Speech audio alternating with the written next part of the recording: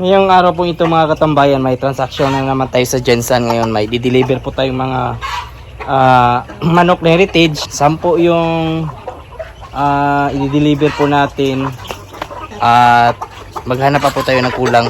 Nasa city na tayo katambayan. Yung manok natin nasa sa likod. Kasama natin sa likod. Ayan mga katambayan, yung mga manok natin. Tawag na nato na. Dala tayo ng karton. Ayan. Pag may transaction po tayo sa Gensan, sigurado talaga may dadalhin po tayong manok po pang karagdag o karagdagan sa ating manukan. Kakarating lang po natin galing Gensan po. Yung manok natin ngayon, bali puputulan natin yung pakpak, yung isang pakpak niya para hindi po makalipad. Pwede na to kasi i-release kasi malulusog at wala naman po sakit. Yan yung pagbasihan nyo kung sakali na mag-release kayo ng manok na kumbaga sabihin na lang natin na quality. Ito, release agad. Ay, sabay. Release na. Isang pakpak lang yung kailangan putulan.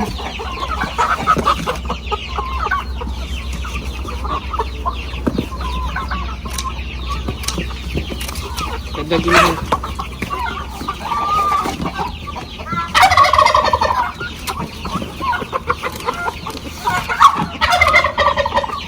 May cornice dito katambayan na cross. Malaki yung paa. Kaya pa nito. Ito naman black Australor. Nakuha natin. Okay, release agad.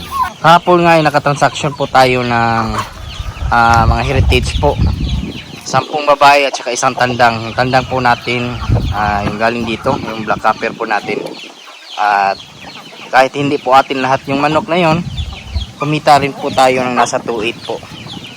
Okay, pa paano sa isang araw naka 2.8 po tayo. Malaking tulong na rin po yan sa atin dito sa probinsya. At every week po talaga meron tayong delivery. Baka sa susunod na video po may i-deliver na naman po tayo ng mga manok, sisiw. Yan yung kagandahan po sa pag-alaga ng manok. Minsan matumal pero hindi talaga nasisiruhan. At yun nga, nagpapasalamat din po tayo kasi may mga nagtitiwala pa rin po sa ating mga kaibigan. At isa naman po sa kagandahan ng ating binibigay po ng mga manok ay quality naman po at walang sakit. Ayun pinaka-importante dyan. Huwag po magbigay ng mga manok na may sakit para hindi po tayo masira. At yan na nga, nadidinig na po natin yung mga sisiw natin dito na nagugutom na. Pag mga ganito nakalaki na edad o yung laki na po ng sisiw, yan, ang lalakas na po nila kumain.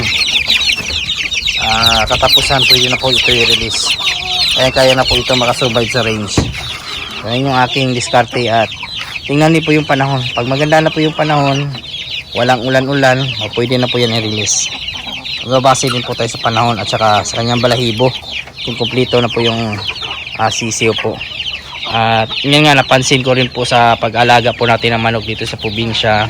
Halos kasi ng alaga natin ngayon mga upgraded native chicken, mga native chicken, nawawala na sa atin yung heritage chickens. At yun nga, nagsisisi po tayo, nagkamali na naman po tayo ng tansya. At sayang kung yung ibinenta natin kahapon, atin lang yung lahat, sigurado malaki yung kikitain po natin. Kaso nga lang, unti-unting nauubos yung ating heritage chickens dito. Mahirap talaga walain yung heritage chicken sa ating manukan kasi may naghahanap po talaga.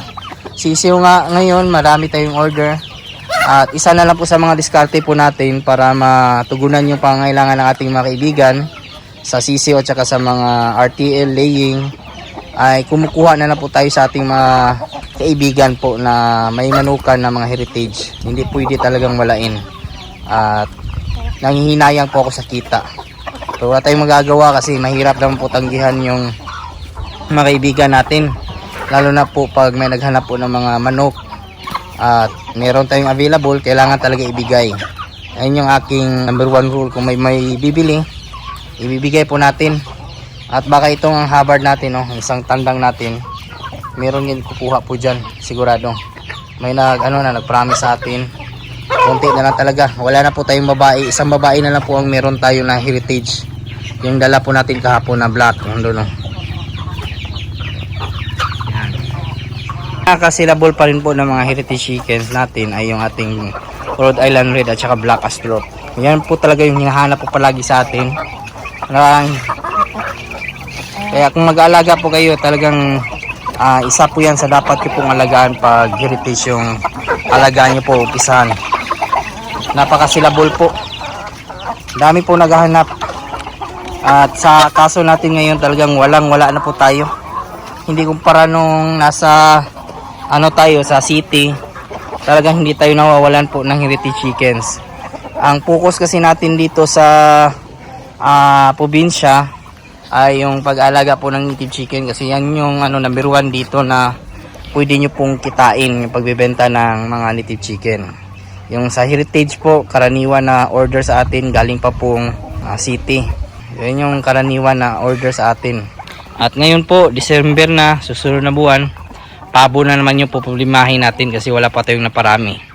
Wala pa pong December, wala na tayong available po na pang lechon.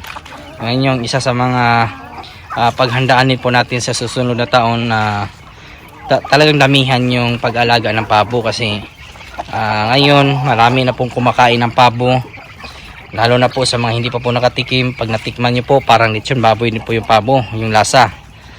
At isa sa mga number 1 na magiging customer natin dito ay yung mga kapatid nating Muslim. Yan yung karaniwan na nililitsyon po nila pag may mga handaan. Madami tayong mga kaibigan na kumukuha sa atin yan. Kaya napakalaga pag nag-alaga din naman haluan ng pabo. Lalo na po pag makakuha ka po ng mga upgraded na pabo, yung mga malalaki, gaya po na nabili natin last month na Red Bourbon. So talagang malaki yun. Yung babae nga lang umaabot po ng 5 kilo. Pag nagkaroon kayo ng ganyan, makakuha kayo ng lalaki, tamang tama po i-upgrade po sa ating mga pabo. Yung magiging anak, lalaki din po, mabilis lumaki. Hindi ka malulugi sa panahon kasi sa 4 o 5 buwan makakapaproduce ka na po ng 5 kilong